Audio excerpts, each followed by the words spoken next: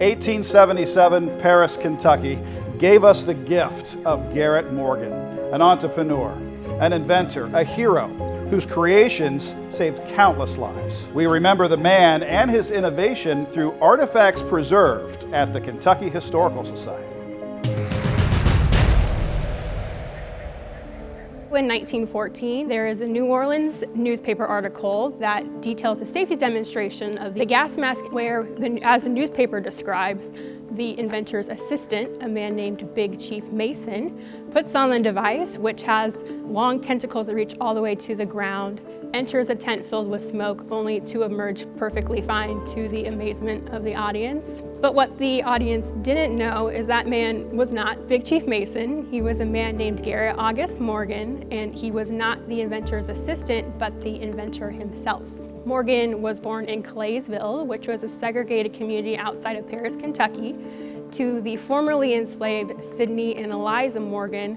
Morgan only attended school for 6 years. He then moved to Cincinnati around the time he was 14, perhaps recognizing that his opportunities in a post-Civil War Kentucky were going to be severely limited. He eventually settles in Cleveland, where he not only becomes a great advocate for the African American community, but he also puts his brilliantly inventive mind on display. He starts in sewing machine repair, where he discovers a solution that also makes a great hair care product, so he starts his own hair care line.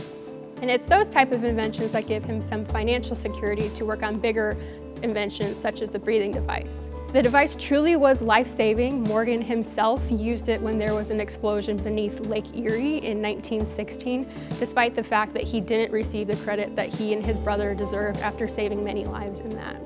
The Army picked the device up and just made a few adjustments, such as adding a portable air supply that a soldier during World War I could put in a bag hung around their neck. So thankfully, the majority of us have had no need for a gas mask such as the one invented by Morgan, but there is another invention of Morgan's that the majority of us use on a daily basis, and that is the three-way traffic signal.